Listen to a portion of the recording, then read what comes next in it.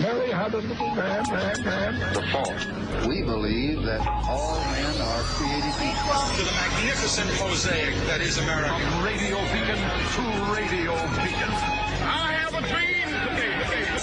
Change has come to America. Keep the faith. This is going to be a disaster. Knock, knock.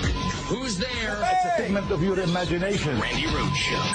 Turn up your mind. Huge turnouts from Washington, D.C. to Chicago, West Virginia, Utah, and beyond. Protests in nearly every state. I think America is in terrible distress. We're showing the current administration that we are not happy, and we will not stop. Demonstrators pushing back on the Trump administration's economic policies. Trump and Musk have got to go! Cuts to the federal workforce. Rise up! And Elon Musk's DOGE agency. He's going in with a chainsaw. He doesn't know what he's doing. In upstate New York, this protest went straight past border czar Tom Homan's house to call out the administration's immigration policy. And in Palm Beach County, Florida, just miles from Mar-a-Lago, after the president returned from a third consecutive day at one of his Florida golf courses, hundreds hoping to get his attention. I don't want to be rich. I just want to be comfortable. And that's what I've been comfortable. And he's taken away my security. The protests around the country coming even as in Washington, the president's economic agenda is making progress on Capitol Hill. Our goal to the American people is to create more revenue and lower spending to balance the budget. Republicans in the U.S. Senate advanced a plan for what Trump has called one big beautiful bill, a robust economic package that includes greater border and military spending and an extension for the Trump tax cuts first passed in 2017. Democrats blasting it over concerns of cuts to programs like Medicaid and Social Security. Donald Trump has betrayed the American people. Tonight, Senate Republicans joined him in that betrayal. Oh! Yes, they did. Yes, they did. Hi, everybody. Happy Monday.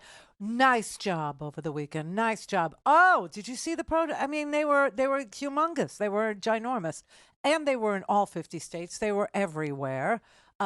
Brett was adoring some of your signs. Oh, the signs were amazing. Like I told you, I love the one that's Elon's the only immigrant taking your job. And by the way, big shout out to my stepdad Rod. He was in Syracuse at the I can't remember the park's name, but in Syracuse, he went out and protested. 82 years old. So proud of him. Yeah, that's a heavy.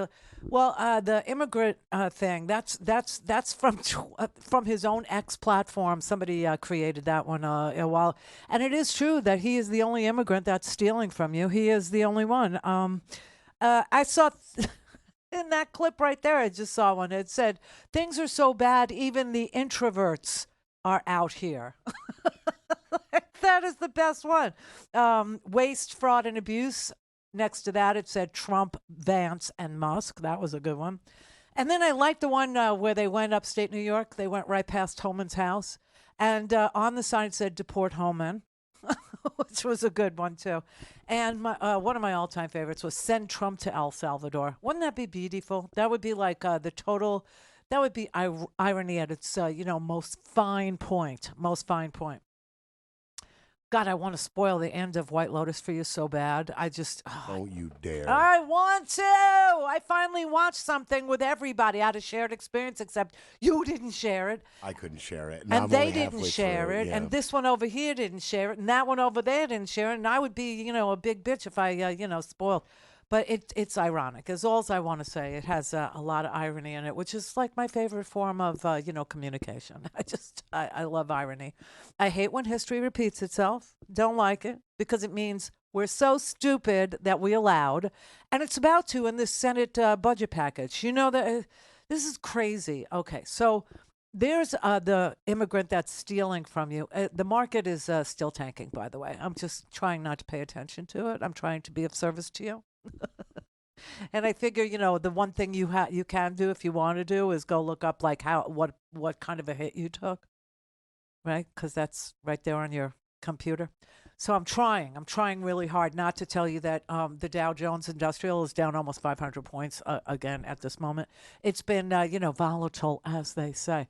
However, the Senate bill, this Senate bill all weekend long. They had vote-a-rama, meaning that the Democrats kept introducing amendments to try and get something in this obscene package of tax cuts that the Republicans will not pay for.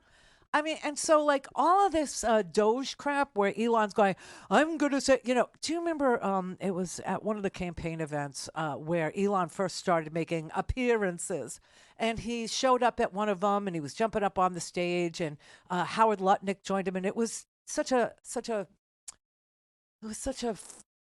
innocent time. It was such a naive time where we didn't really know who Howard Lutnick was yet. And it was kind of good. And then he came up on the stage and he was telling Elon, how much do you think you can cut? And he goes, I can cut $2 trillion. $2 trillion. It was like a game show. It was so freaky. It was so weird. And we had no idea what he was talking about, as far as he was going to fire everybody, eliminate entire departments like Lie Heap, eliminate entire departments like, what was it, the cybersecurity department. Cybersecurity, yeah, we don't need that. We got Elon. Oh, my God, it's just like, it was so freaky. Anyway, the reason why they keep on trying to go for big numbers and waste, fraud and abuse, which we have told you several thousand times. As soon as we heard that number, the 2 trillion number, people started doing the math and understood that waste, fraud, and abuse. And I'm not talking about Trump, Vance, and Elon right now. I'm talking about real waste in government, real fraud in government, and real abuse, meaning people applying for things that they have no right to have. Well, that occurred a lot under Trump in the COVID. Remember everybody was cashing in with their $2,600 per employee and this and that, and everybody was just robbing that whole system blind, and that was a Trump thing. But the real waste, fraud, and abuse, if you did the math, would not equal $1 trillion. It would not equal anything over a couple of $100 billion, which sounds like real money, and it is, but it's not nearly enough to cover any of these tax cuts that they're re-upping, the 2017 tax cuts, and adding to those 2017 tax cuts. Another one, the 2017 tax cuts, just so you have some numbers, they're so huge that it's not going to seem real to you. But if you keep the number small, which is what I do in my head, like if I say 5.5 trillion, I just say to myself 5.5, right? And deal with it that way, because a trillion would take it, $1 trillion, one on top of the other, would take it to the moon. That's how much a trillion is. That's how much a trillion is. So anyway, they're talking about renewing the 2017 tax cuts, right? Well, so that costs, the price tag for that is $5 trillion. 5, not paid for, by anything that Elon Musk is doing, because he hasn't found his lousy trillion, because it isn't there to be found. It isn't. If you wanted to go into the trillion numbers and get away from the billion numbers, which are huge too, but the trillion is so much bigger than a billion that if you wanted to go there, if you did, you would have to get into, I think we've covered this, our insurance plans. They call them entitlements, but these are our insurance plans. These are things we paid in every single paycheck that we worked our entire lives to get each and every week or biweekly paycheck, right? And those taxes come out and they go into the trust fund, and it's supposed to be there waiting for us. Unless he gets into these insurance plans, these entitlements, unless he gets in there and wipes out Medicaid, Medicare, and Social Security, you're not talking $1 trillion. So set that aside as like being a factor in these numbers, because they will play no role in these numbers, none. And Lindsey Graham is just a freaking liar. He's a complete douchebag. Standing on we want to balance the budget. Yeah, good luck with that. The only president that's ever managed to do that was Bill Clinton. And you know how he did it? He opened markets, not closed them. Opened them. Anyway, they voted on this tax bill over the weekend, and it's not paid for, and the price tag is $7 trillion.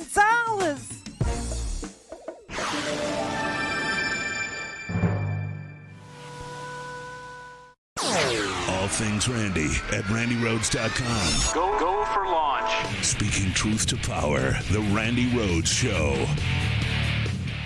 Obama, it was reported today, played 250 rounds of golf. Everything's executive order because he doesn't have enough time because he's playing so much golf. Obama ought to get off the golf course and get down there. I'm going to be working for you. I'm not going to have time to go play golf. He played more golf last year than Tiger Woods. Guy plays more golf than people on the PGA Tour. I love golf. I think it's one of the greats, but I don't have time. If I were in the White House, I don't think I'd ever see Turnberry again. I don't think I'd ever see Doral again. I'm not going to be playing much golf, believe me. If I win this, I'm not going to be playing much golf.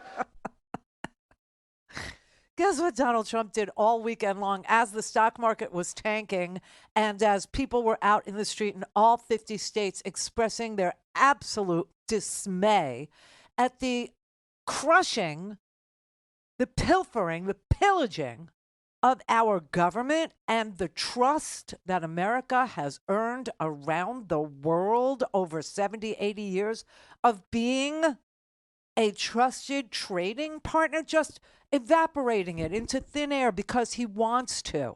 Guess what he was doing as we were all just sitting there looking at our 401ks, looking at our little nest eggs that maybe we squirreled away, looking at, the wealth that we tried to put together for a better time called retirement, the golden years, just evaporating. And where is he? Not only was he golfing, oh no, he was hosting the Saudis. He was hosting the Live Golf Tournament, which actually enriches him privately. Anybody ever heard of the Hatch Act? I mean, I know it's quaint now. I know it is. We're into like grand theft, constitutional larceny at this point. But I mean, the guy is literally enriching himself through his golf clubs with foreign money. Emoluments, anybody? With foreign money in front of your face while we're out in the street holding signs that are saying, no country for old con men. That was a good one. I liked it a lot. That's great. Yeah, it was a really good one. So, the people were, mark it down, measles up. There was so many really clever ones. But where was he? He was hosting the Saudi Arabians. He was hosting a golf tournament that was making him money for his private fortune. I mean, you can't get any less compassionate than that.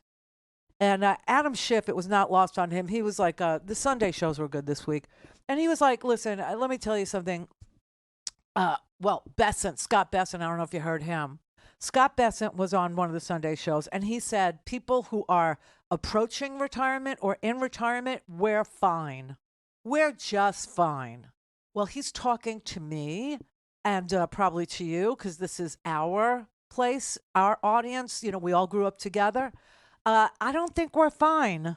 President Trump promised that he was going to improve the economy starting on day one. He said prices are going to come down. More than 160 million Americans, Mr. Secretary, as you know, are invested in the market. Many of them have spent their lives saving for their retirement. What is your message to Americans who want to retire right now and who've just seen their lifetime savings drop significantly? Well, Kristen, I think that's a false narrative. Americans who want to retire right now, the Americans who have put away for years in their savings account, I think they don't look at the day-to-day fluctuations of what's happening. And, in fact, most Americans don't have everything in the market. Most Americans in a 401k have what's called a 60-40 account.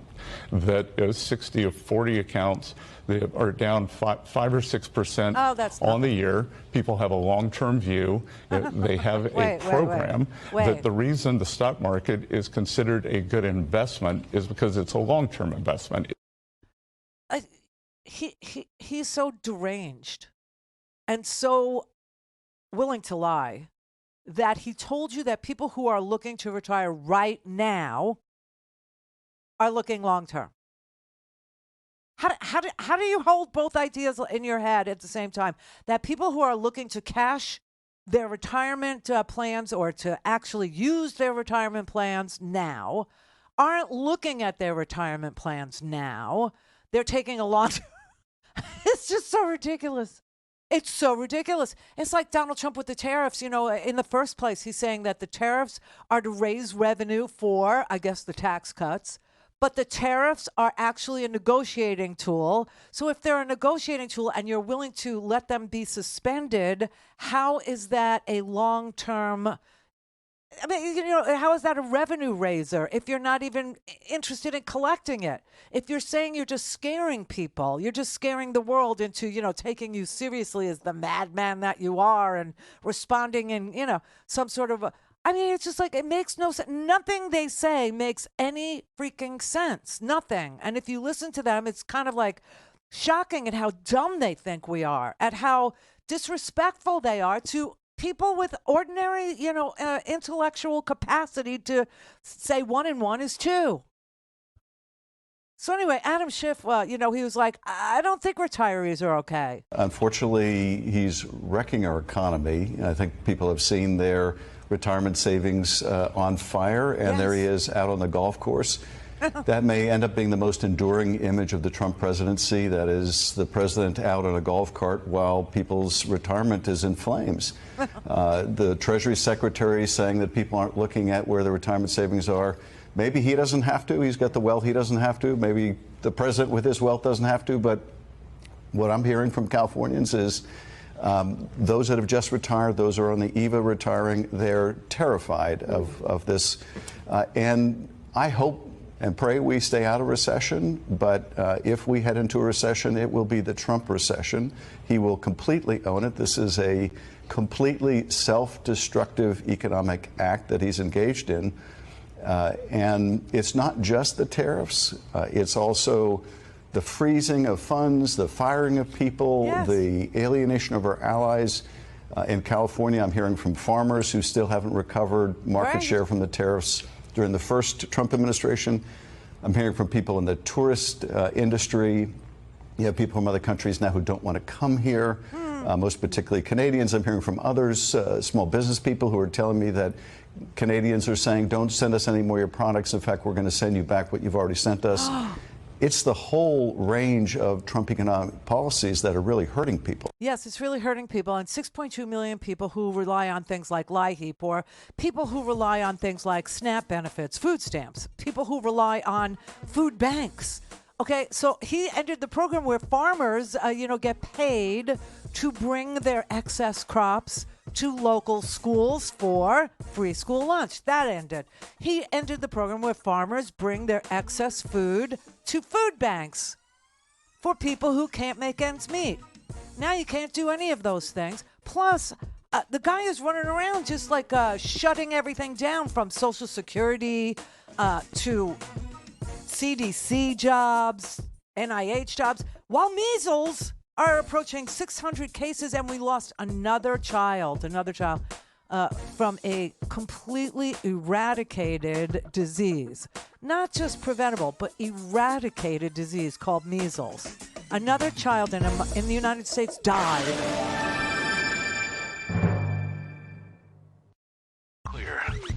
Call in, connect. To speak to Randi, call 561-270-3844. 561-270-3844.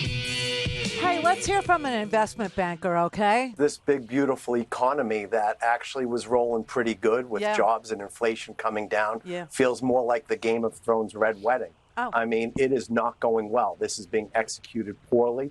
His economic advisors are being intellectually dishonest. Trade wars are bad. Tariffs are a tax.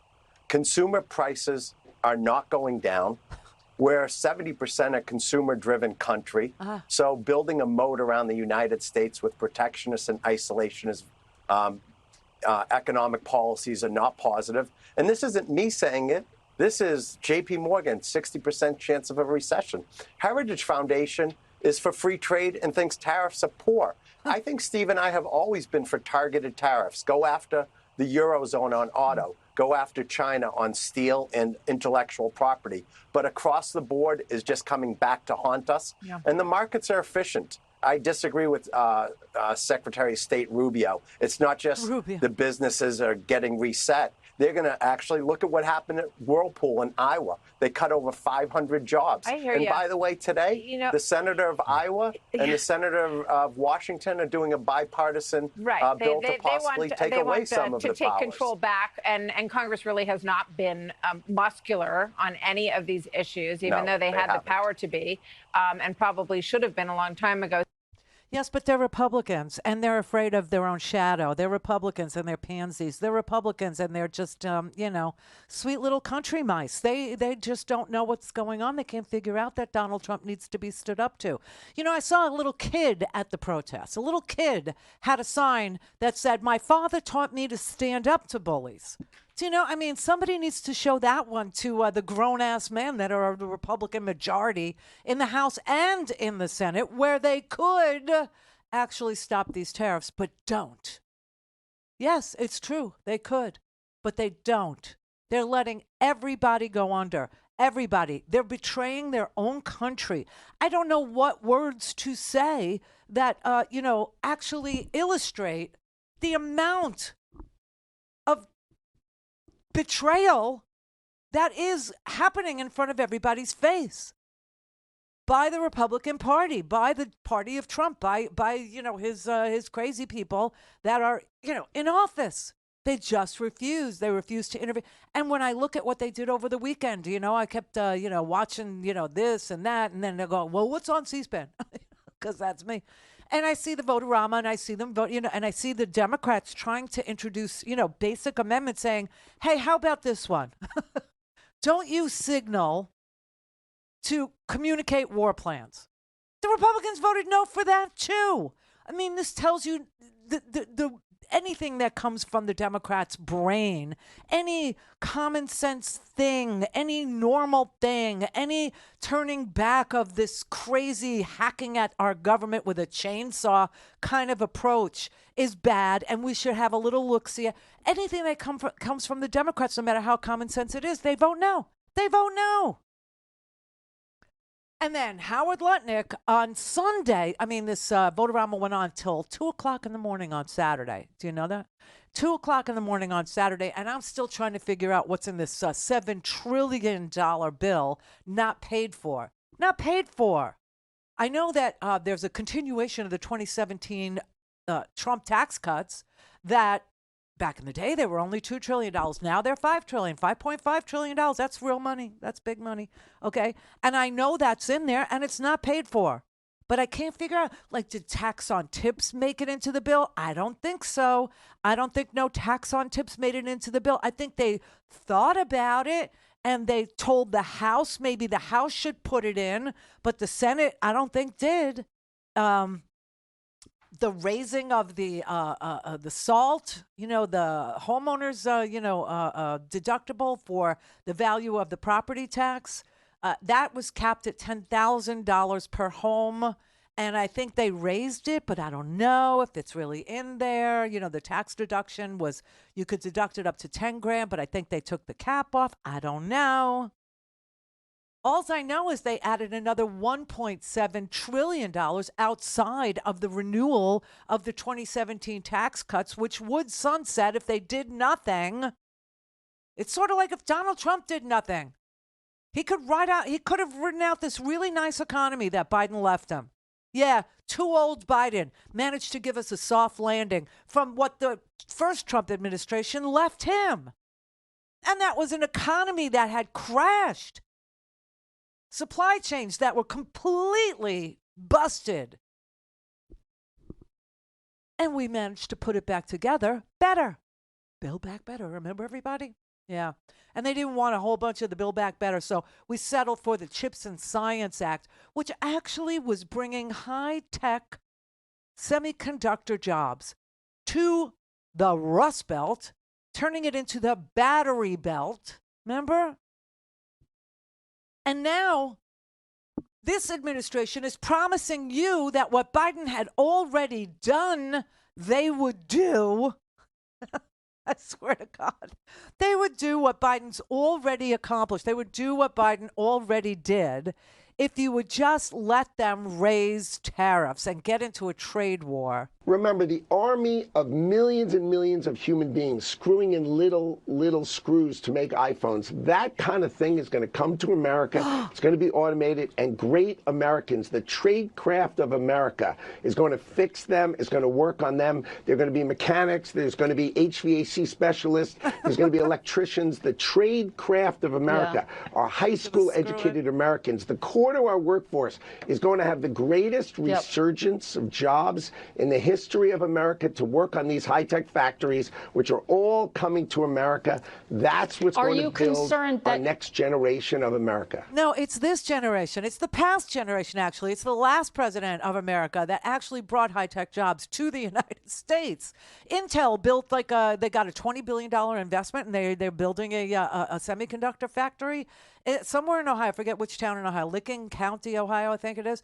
I mean, all these battery plants, all of it. Biden did it in 1.2 seconds. Oh, do you know? From zero to high tech in 1.6 seconds. Oh, dude, why are you lying like this? What is the dealio with you people? What is wrong with you? Or do you think we're that stupid that we can't remember the last president? Holy crap, man. It's just like, it's really pretty stunning. And if there was a strategy to this trade war, if there was some sort of strategy, wouldn't it be good if Donald Trump actually explained it to the investment class in this country, so that our little, packaged, 401ks, which, spread out over all these mutual funds or whatever, could actually benefit from telling the giant corporate masters of the universe what the plan was? Because sometimes it's that. Sometimes it's for U.S. manufacturing, so we can make we can make iPhones here, which was like, I mean, I was almost joking. All these years I've been saying we're going to flip places with China. They're going to become the consumers, and we're going to become the iPhone manufacturers with the nets outside our window, so we don't, kill ourselves when we jump out the window from just despair.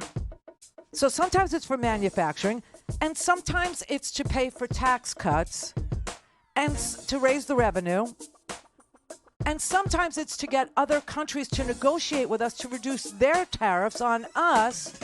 Which is it?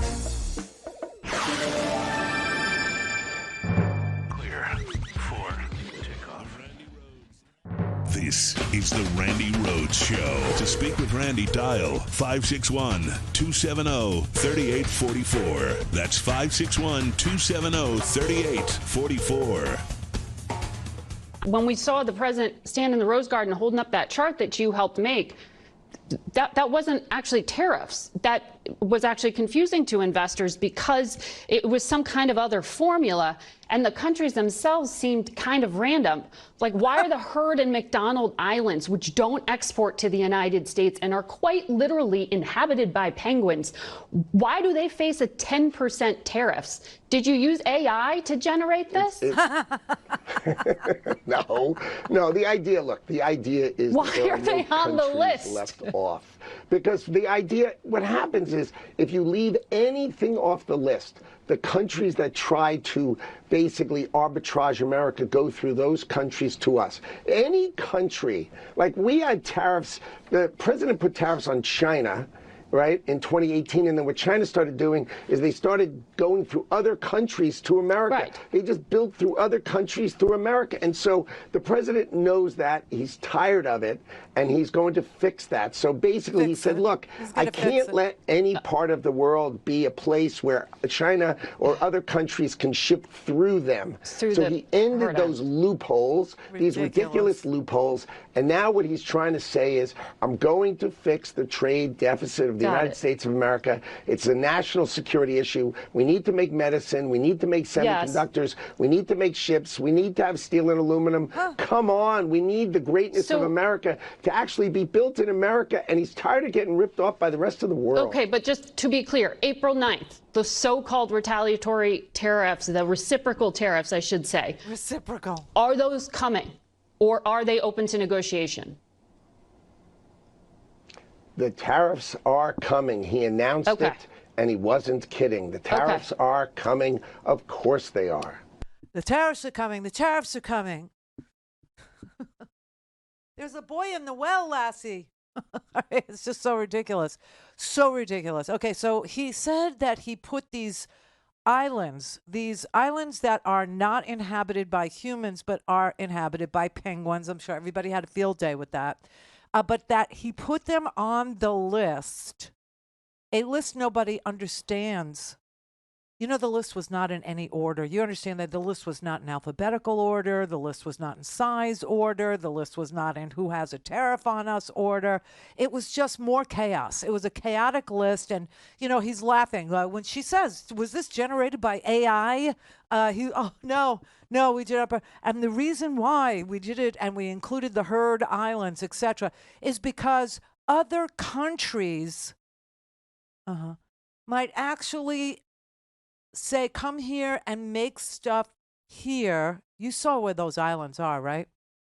They're out in the middle of the South Pacific somewhere.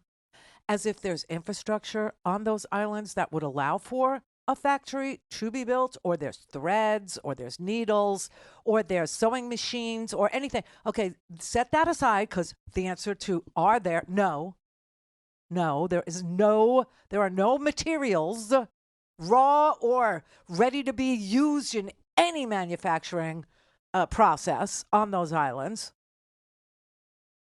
Also, they are part of Australia.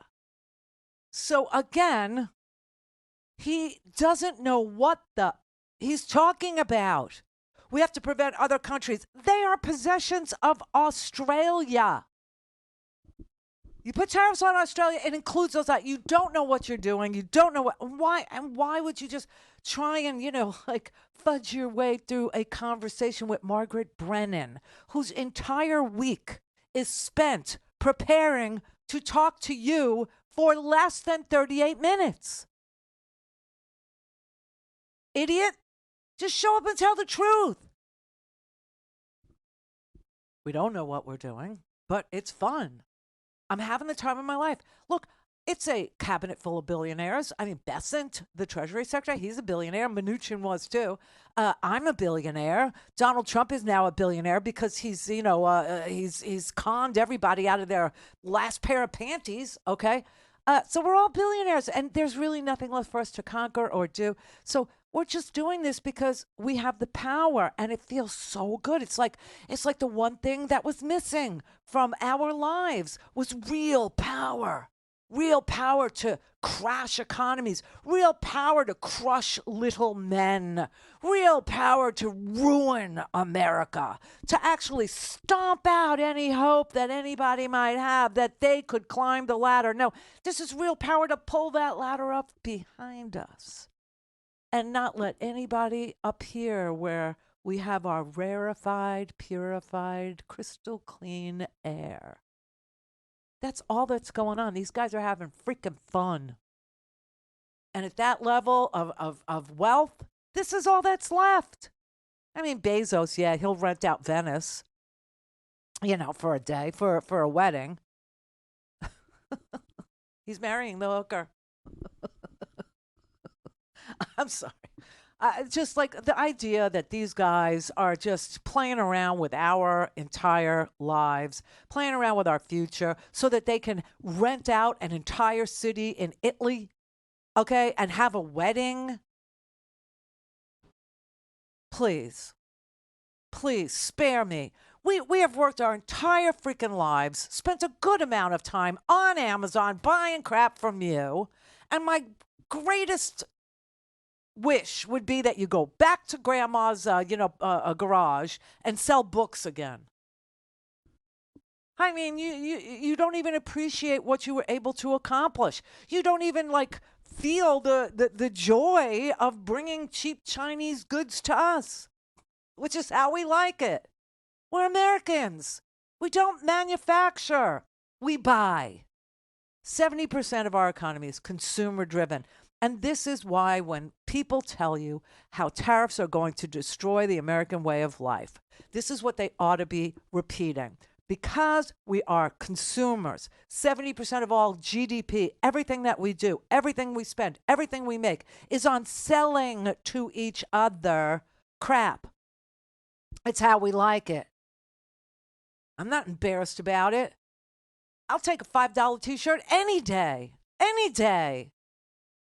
Not only are you not embarrassed about it, you will come in and brag about it. I will absolutely. I will. Yeah, I mean, it's a race to the bottom. Who could pay the least for a black T-shirt? That would be me. I know every nook and cranny on the internet where I could get a T-shirt for less than $5.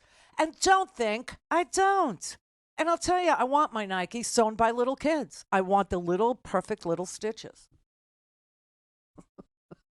But not American kids. No. And that's just who we are. And that's just what America is. And the idea that we want to work in a Foxconn factory here in the heartland or in New York City or in California, you know, it's like, what are they looking at, I don't know, Malibu and the hills and saying, you know what would be really good here? A Foxconn factory. We could build it out of, you know, Tariff steel and Chinese glass. And then we could put all the little kids that don't have schools anymore because we burned them down, or they burnt down because of, you know, we didn't rake the forest floors. This is the genius that we have on our side, right?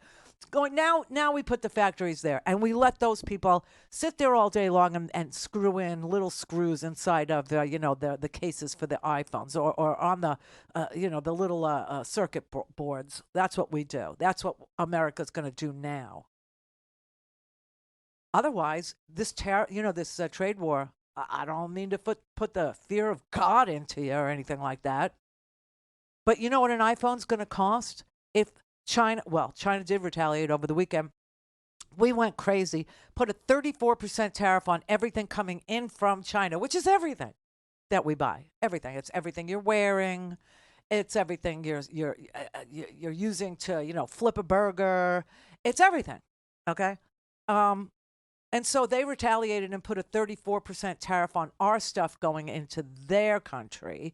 So here we keep on going back and forth and back and forth. An iPhone is now going to cost $3,400.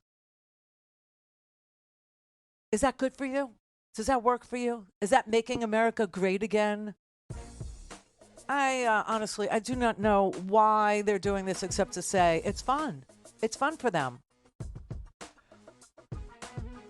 And I'll tell you something, during the vote-a-rama, some of the amendments that the Democrats were trying to introduce was ban, these are really bad ideas, right? Ban the super wealthy from getting any more tax cuts. That didn't fly. Just end tariffs. End them. That didn't fly. Stop firing people in government jobs. Stop firing the CDC, the FDIC, the FDA, that didn't work. This one, hands off Medicaid, Social Security, and Medicare. The Republicans would not agree to do that. And that tells you everything.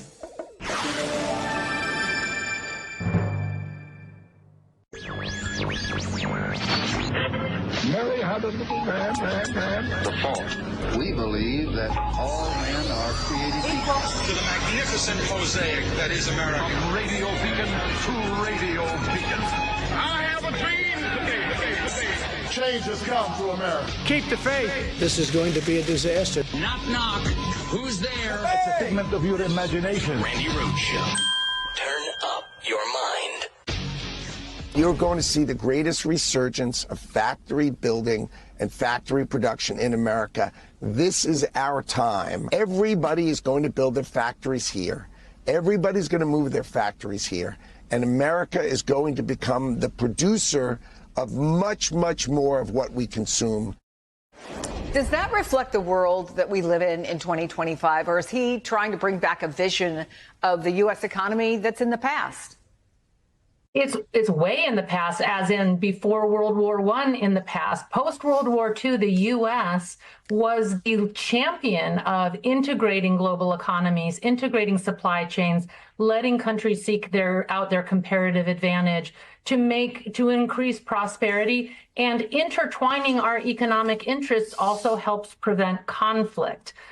So there was a vision of a global economy that worked together and was more peaceful coming out of the world wars. And this is turning the dial back to a much more conflictive backdrop. So will companies relocate? Will factories relocate in the U.S.? It's still going to be a higher cost place for production. And one of the big dangers here is that we're showing ourselves to be an unreliable partner. We are combative. We are punitive. We are not working through diplomatic channels to work out trade deals on targeted areas where there may be some unfair practices or competition, as was highlighted just a moment ago. It's just a blanket sort of attack on trade in general. And that's just going to be tremendously disruptive to the modern economy that we live in. And really, I think the U.S., one of the lasting legacies of this is that the U.S. is showing itself to be an unreliable partner. You can't say that enough. You can't tell people enough, and with verve, vigor, zest, and zeal, how this is trashing trust in the United States by all of our trading partners. I mean, and it's not just trade; it's intelligence sharing too. The idea that, in the Senate, they had an amendment that, I was joking, but it's true. It really did happen, and it really did fail. They brought up an amendment to say, how about you agree that you won't use Signal as a app to transmit war plans? Oh, no, they couldn't even admit that they did that, or that they should stop doing that. Or anything that came out of the Democratic side of the aisle, even though in the end, the bill had to be passed by J.D. Vance breaking the tie. Seriously, because Susan Collins was like, no, if you won't agree to keep your hands off Medicaid, if you won't agree to keep your hands off LIHEAP, if you won't agree to keep your hands off Medicare and Social Security, I can't give you my vote, okay? And she's a Republican from Maine, and Maine is a very rural state, as you know, and a lot of people rely on lots and lots of assistance, like LIHEAP, for the winter months where heating bills are through the roof, or SNAP benefits, or Medicaid, or any of those things. And so she was a no. I mean, and so you have to have J.D. Vance come in and break the freaking tie. This is how divided the Senate is on basic common sense ideas, like, okay, we'll agree not to touch Social Security, Medicare, and why wouldn't you want to be on the record saying, I will not touch Medicare, I will not touch Social Security. Now, Donald Trump runs around saying it all the time, but his word is about as good as a plug nickel. Do you know what I mean? Nothing this man says is true, and if it is, it's just like, oh wow, he said something true. It's like, let's alert the media. Oh, wait, I am the media. I'm waiting for him to say something true. He never says anything true. And from day to day, the thing he says changes. Like one day, oh, it's just a negotiation. The next day, no, these tariffs are here to stay. Then the next day, oh, it's to raise revenue. Then the next day, well, if they make us a really good deal, we can make that go away. Well, how is it for revenue that if you can't count on the revenue being in the Treasury or coming to the Treasury or doing anything for, this? Because he's making it up as he goes along. And these policies are so jarring and they're so unnerving, not just to us, but to the whole world, to the point where the result is going to be, if he keeps this up, and I honestly can't tell you if he will, because he can't tell you if he will. Because everything with him is a big secret. Well, if I tell you what I'm doing, oh, bite me already. You tell the whole world bombs are on the way to Yemen. The Houthis are who we're after, and we'll be there in 30 minutes. Package will be on time. Saw the guy go into his girlfriend's apartment. I don't telegraph anything. You telegraph everything. You dork, you dolt, you doofus.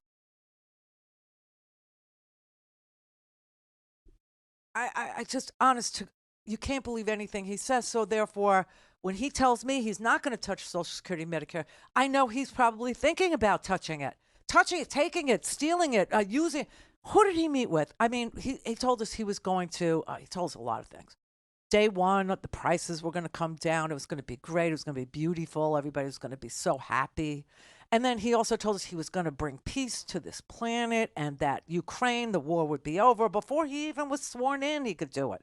Before he was even sworn in, he could make the peace because he believed Vladimir Putin wanted peace, and he knows he's got a willing partner there, and Zelensky will, we'll call him in, we'll tell him, what he's got to do, and he'll do it. They're still bombing, Kiev over the weekend. Russia is. So who did Russia send to finally have a meeting with Donald Trump? Did Putin come himself? Is it president to president? Is Putin, I don't know, respecting Donald Trump in any way that we can deduce, that we can see, that we can photograph? No, you know who he sent? You know who Putin sent? The head of his sovereign wealth fund. It's almost like they're saying, all right, you go steal the money and I'll give you a place to launder it.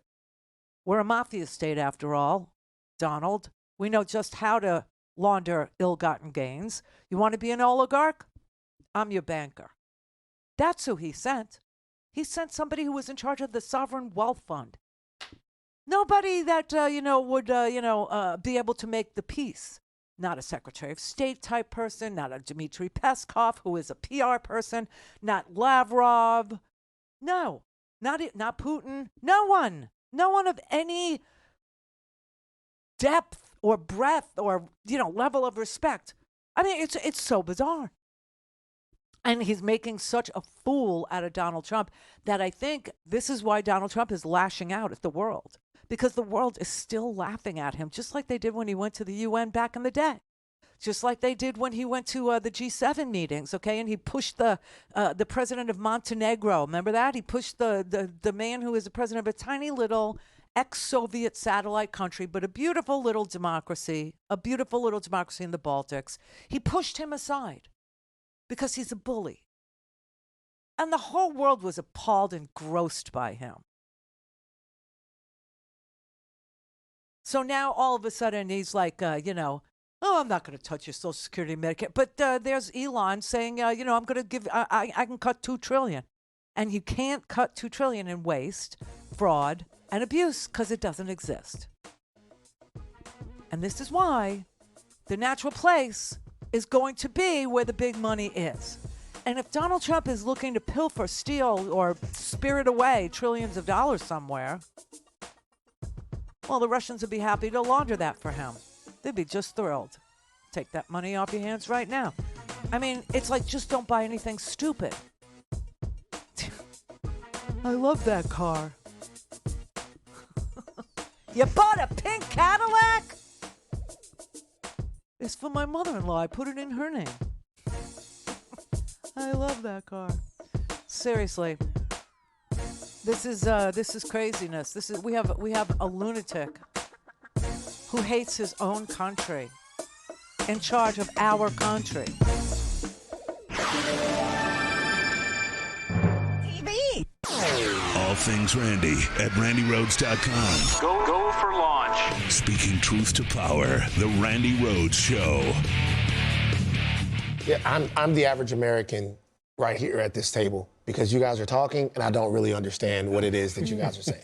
Like, seriously, I don't get it. The only thing that a lot of people who have families, who carpool, who go to and from the work, who live in the suburbs, who live in the cities, they're just wondering when things are going to get bad. That's what they're wondering. And all of the macroeconomic talk is going over their head.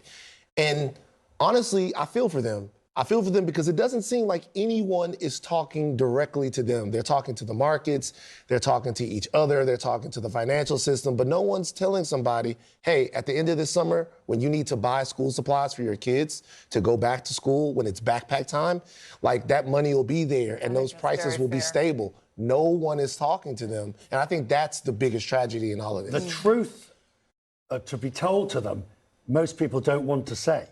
Right. Because we had it today from Jerome Powell, chair of the Fed. Yes. For the he said there will be higher inflation, there will be slower growth. So the real sadness tonight is the people at home who are looking to retire. Absolutely. In the next year or two, and have suddenly seen their retirement funds go down by 20, 30, 40%. because they wanted to take advantage of the Magnificent Seven and all of those sort of things. Tonight, they're wondering, how the heck do I actually do it? This is real-life economics, to your point. You're right. The sort of nonsense that we can all go on about. Oh, it's not nonsense. Well, I'm just saying. But it's totally true, because you're making a really important point. There is not some kind of 360 plan that has been articulated to America here. You know, Trump said, well, we're going to have to take a little pain. What does that mean? Who's taking the pain? Right. The average working person will be taking the pain, because when inflation hits, those are the people that spend 60% of their take home in energy and food, fueling their cars. I mean, we're going to be in a very, very difficult situation. I find it insane that we're all summer, finally concerned about inflation. That was a word that really didn't exist for many years while Joe Biden was president. That's a lie, but that's what the Republican punditry on CNN is tasked with doing, is just saying stuff like Joe Biden didn't care about inflation. Honestly, when Joe Biden became president and Donald Trump handed off, he didn't even hand off, okay? He just disappeared. Donald Trump wouldn't have Joe Biden to the White House. Donald Trump wouldn't do a transition with Joe Biden. That's how spiteful and ugly a person he is. That's how small of a man Donald Trump really is. All right, so then, Biden gets in there, and of course he knows his way around because he was vice president of the United States of America. He was also, a Senate majority leader, blah, blah, blah. So he can do... The first thing that they started to do was rebuild supply chains. What does that mean? Make stuff, get stuff here, okay? Get raw materials in, get product out. Then we had this thing. Do you remember the thing where the baby formula wasn't on the shelves? Oh, my God. You would think that Joe Biden put babies on the shelves. The outrage, the literal beside themselves outrage at how Joe Biden doesn't care about babies. I mean, it was just really kind of hard to take. But then, of course, slowly, bit by bit, Jerome Powell with the interest rates and, playing the soft landing, and I'd never seen a soft landing before, because in 2008, when the economy crashed, it crashed hard. And again, people like me who did everything that they were supposed to do, did it by the book, put the money in the 401k. Anytime there was a match, if you maxed it out, you maxed it out. Anytime there, we lost 40% of everything, 40% of the value of our house. I mean, they were lying to us and saying, a $350,000 house was really worth $800,000 or $700,000, and that you should borrow the difference. If you bought your house for $350,000, they're saying now it's worth $700,000, even though you only owned it like 10 years, and go ahead and borrow the other $350,000 because interest rates are so low, you just can't not do it. This is why I'm divorced, because I love Jimmy. I will always love Jimmy. Jimmy is like the greatest friend I ever had, but Jimmy did it. He borrowed against the house. I was like, I'm telling you, I follow this stuff. Don't do it.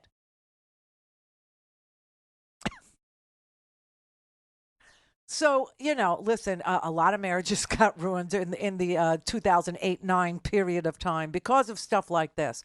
And people got stuck with these massive freaking loans only to find out that their houses really were only worth $350,000. Do you know? I mean, this is what the game is. This is how they play you. Everything is fraud. Everything's deceit. Everything is, like a 3-card Monte game, and you should go buy. And this time, holy crap, this time it's like, okay, we want to transfer wealth one more time. So we're going to give a $7 trillion tax cut, $7 trillion, and then complain about the debt. The debt is $36 trillion, not the deficit, the debt that we owe in treasury bonds, okay, that people buy, is $36 trillion. That's where the money is, okay? And people own it. They own the debt. And they're screaming at us, we need to pay down the debt, but after the $7 trillion tax break for the wealthy. So the Democrats go, all right, you want to do a tax break? Let's just ban people who have over $100 million from getting a tax cut. People who have over $100 million couldn't be banned from getting a tax cut in Republican land. Stop firing people. in government jobs. I mean, what are these people supposed to do now? People who worked for the government, okay? People who, maybe made $100,000 a year, 120. Not exactly, your rich people, but just ordinary people that, worked every single day at the FDA or worked every single day at, a LIHEAP or worked every single day at the CDC or the NIH or any of these places where they thought they were trying to cure cancer.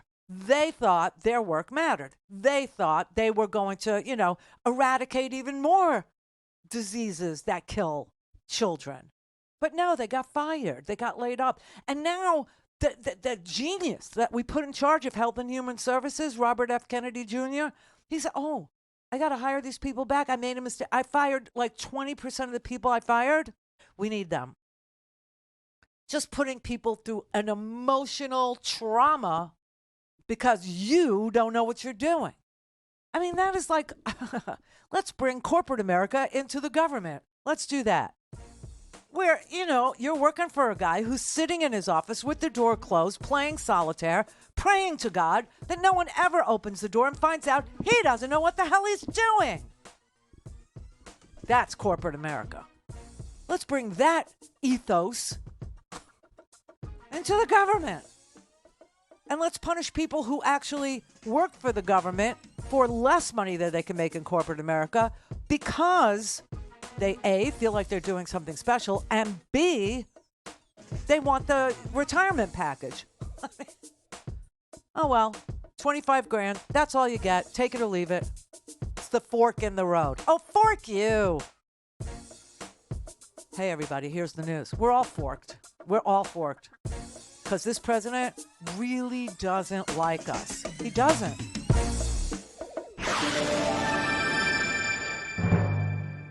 Call in, connect. To speak to Randi, call 561-270-3844. 561-270-3844. Well, that they're not really sure what the price effects will be? If you look at the whole thing, it looks shambolic. The rumors coming out of the White House were that they hadn't gotten their homework done by Tuesday afternoon. The specific tariffs that they're put on individual countries bear no relation to reality whatsoever. They make no sense. Whoever thought they were an economist in the White House ought to resign in disgrace. And the fact that they're putting tariffs on penguins and they managed to figure out the optimal tariff rate to reduce our barriers with penguins gives you a sense of just what a joke of a policy process this is. I mean, how could you wreak havoc on a global economy, on the number one economy in the world like this as president of that country and go play golf all weekend? How could you do that? What is that about? It's like a Bond villain, really. I mean, him and Elon Musk are like, they're like Odd Job and, what's the other one? I mean, there's so many Bond villains, but I don't understand why, anybody in the Senate, anybody in the House wouldn't intervene to stop this madness. And they could. They absolutely 100% could. And that was the conversation from the Democrats all weekend long, really. The Democrats were talking about how we could stop all this if Congress would just show up, meaning Republicans, right? Senator Warren, what can we do? Right now, authority is right here in Congress. We don't have to just stand by and watch everything melt down because Donald Trump has engaged in this crazy round of tariffs. Instead, we can pass a resolution, reel it back in, take away this authority from him right now, and get things back to normal. We can do that. We just need a handful of Republicans to join us. And we can get this done. And frankly, we should do this. We should do it before the markets open on Monday. Yeah, it's a very simple resolution. It's the kind of thing that each body could pass very quickly. Yep. Yeah, we could do this fast. And remember, We saw a little crack in the Republican Trump wall on Wednesday when we put forward a resolution to be able to stop the tariff war with Canada, just a narrow one to try to get the Republicans in. 4 Republicans joined us. We're now looking at Donald Trump crashing not just the U.S. economy, but the economy all around the world. This is truly an emergency, and we need Congress to act. All we have to do is pick up a few Republicans, get those Republicans to join the Democrats, and roll back with a resolution what Donald Trump has done. And then we restore where the markets were before. I mean, you're talking about $11 trillion worth of investment being wiped out of the American stock market in a matter of days. And Congress, all they need is a handful of Republicans to say, you took $11 trillion and now you must put it back. And I don't see any, I saw Rand Paul and Susan Collins react to cuts in LIHEAP and, cuts in SNAP benefits in Maine and in Kentucky. I think Rand Paul was more motivated by the fact that, Kentucky makes bourbon, and Canada had gone after, places that voted for Donald Trump. And so specifically they targeted red states, and one of them was Kentucky. And one of the things that they put big tariffs on as a response to what Trump was doing was Kentucky bourbon. And Rand Paul understands where his, donor money comes from in Kentucky. And so he, actually rallied himself and said, tariffs are a bad thing. I believe in free markets, which, probably he does until he doesn't, because that's who he is. But, and Tim Kaine, Senator Tim Kaine also said Congress can stop this. Senator, you were, of course, a sponsor of a bill that actually passed the Senate with the help of 4 Republicans to kind of pull back, to claw back those tariffs on Canada. What's going on with that, and what other countries are you looking at? Yeah. Joe, great to be on with you this morning. Yes, we had a vote 2 days ago, and we got 4 Republicans and every Democrat to challenge Donald Trump's unnecessary Canada tariffs. He declared an emergency under a specious pretext to put these 25% tariffs on Canadian goods, and the Senate rejected him on it. The first time that the Republicans have joined us to push back against Donald Trump's policies. We're now in the House trying to get it passed, but events have taken over. Donald Trump has now levied tariffs against the entire world. Taxes against American consumers, a national sales tax, and you're going to see us challenge those Wednesday, Day of Liberation tariffs as well. Likely we'll file next week. Yeah, that he's talking about this Wednesday, okay? Because that was last week when the 4 Republicans, Rand Paul and Mitch McConnell, because he's not leader anymore, he's not a leader in a leadership position, he can vote his conscience now. Apparently he had one this whole time. Who knew? Who knew when he made his wife Secretary of Transportation? And, her money, her great wealth comes from Chinese shipping companies. Good God. It's just so in your face. It's just so out there and in your face, right? So we got 4 Republicans, Susan Collins in Maine, of course, and Lisa Murkowski from Alaska, and that was it. And now we're trying to get Republicans to say that what Donald Trump is doing under an emergency declaration, that is how he took this power for himself. He said, we have an economic emergency. We were doing okay. Was it gangbusters for every single bracket? No. Was it gangbusters for the top? You bet. Was it gangbusters for the upper middle class? Yes. Was it gangbusters for the middle class? Getting there. And all that was left was to help the people at the bottom raise their ships by, raising the water just a little bit higher, just a little bit, and helping them get onto the path to the middle class. Will we ever wipe out all poverty in America? We could, but we don't. We could. We're the richest nation on the planet. We could actually give universal health care. We could actually guarantee school from K to 14 for free, but we don't. That's a whole other way of governing than this way. This way is the exact polar opposite of that. This is take from them. take from them. You got the makers and the takers, and they want to take. Okay? That's just a fact. But here we are, knowing that it's not just the president that's doing this to you. It's not just the president that's making our younger generation live a life of despair and anxiety because they don't think they'll ever get into the middle class. They don't think they'll ever be able to buy a house. They don't think they'll ever be able to, afford children or have children comfortably. They just don't. It's not just the president. It's the entire Republican Party. All of them. Except for the 4, down to a man, not willing to help and stop this. This is the Randi Rhodes Show. To speak with Randi, dial 561-270-3844. That's 561-270-3844. I'm really a good businessman. I'm so good at business. Oh, not true. Trump is a business failure. Almost every business he's touched, he's driven into the ground. When it comes to great steaks, I've just raised the stakes. Trump steaks are the world's greatest steaks, and the Sharper Image is the only store where you can buy them. According to Sharper Image's then CEO, they literally sold almost no steaks. Trump had a failed board game. My new game is Trump, the game. Trump, the game, because it's not whether you win or lose, it's whether you win. A failed bicycle race called Tour de Trump. A failed football team. It's going to stay strong. It's going to stay strong for a long time. Trump decided it was a good idea to start a mortgage company in 2006. It's a great time to start a mortgage company. That failed in less than 2 years. Let's see, what else was there? Whatever happened to Trump Airlines? Oh, that was a good one.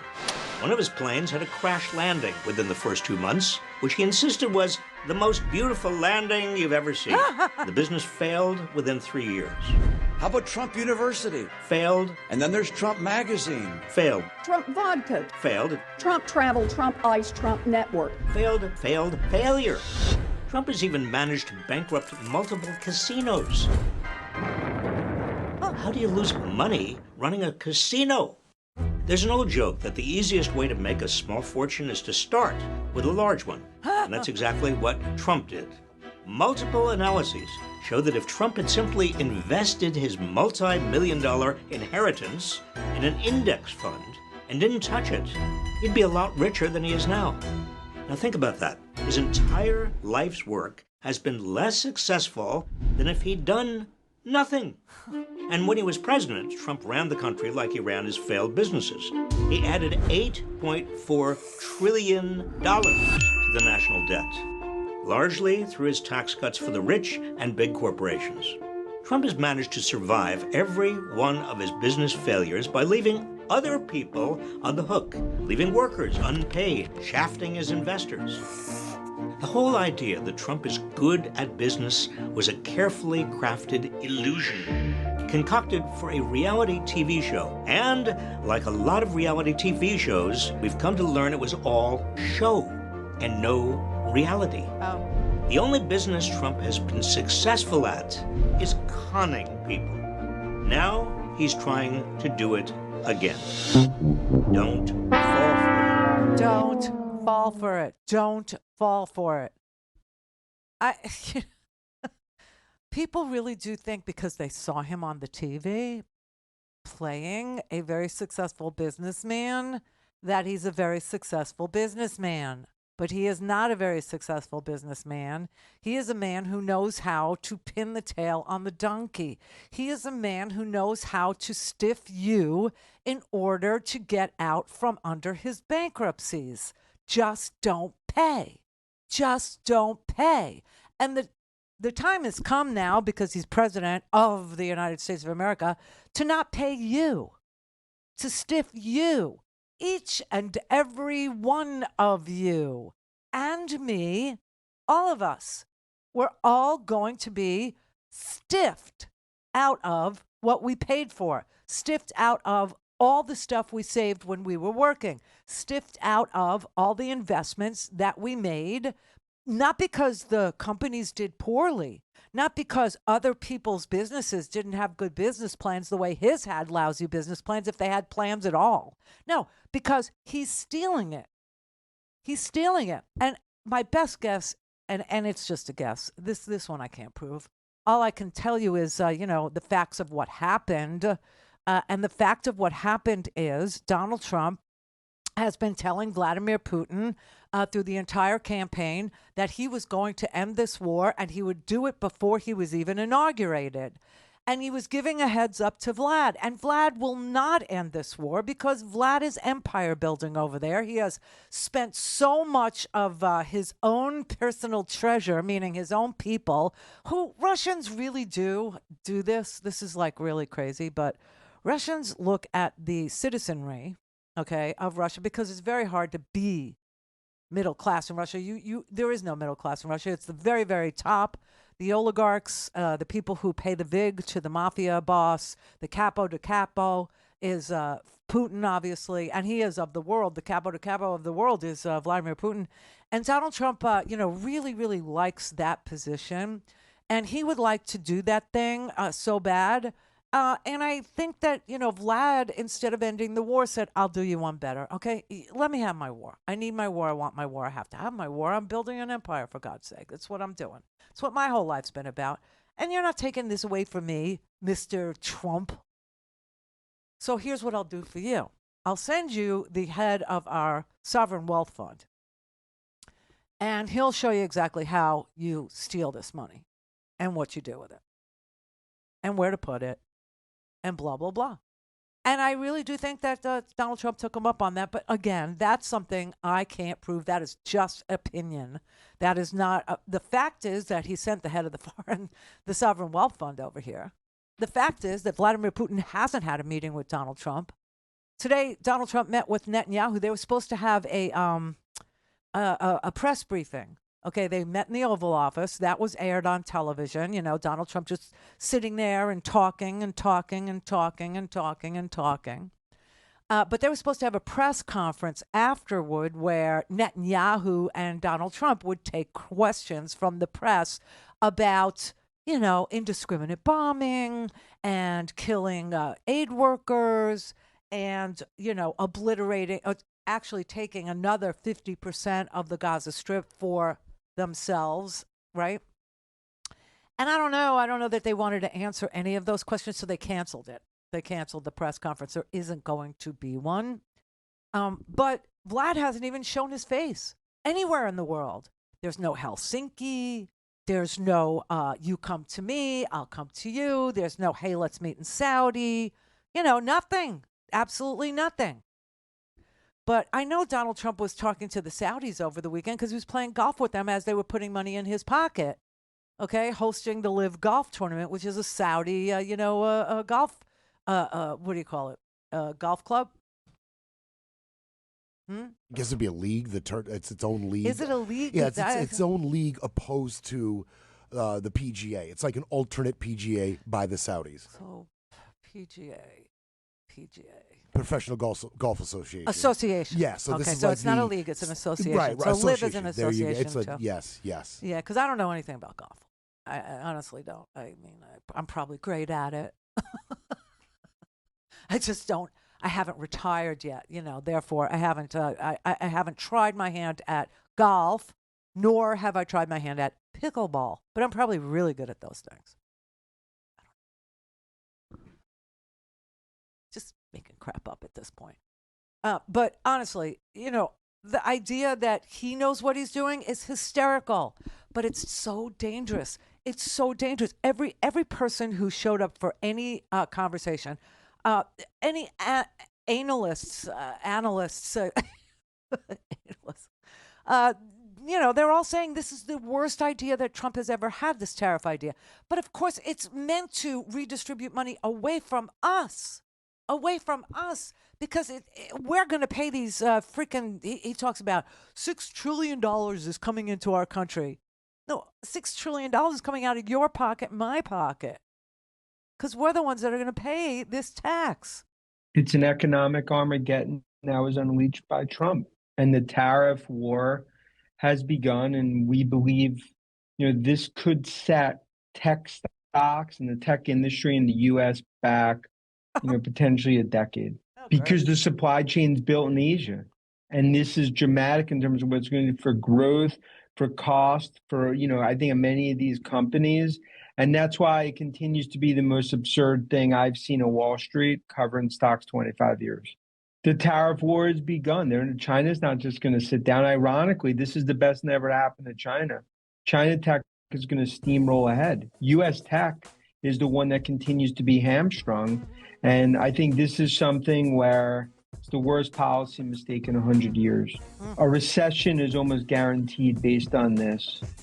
And it's all self-inflicted. It will go down in history as one of the worst moves, ever to come out of D.C. Great. Aren't we lucky that by about 1 percentage point, 10,000 voters in a swing state actually chose this? He's a stock analyst, is what that was. Honestly, I for the life of me, who do you think Europe's not going to run to China to make trade deals to sell into 1 billion people in China? Do you think that that's not going to happen?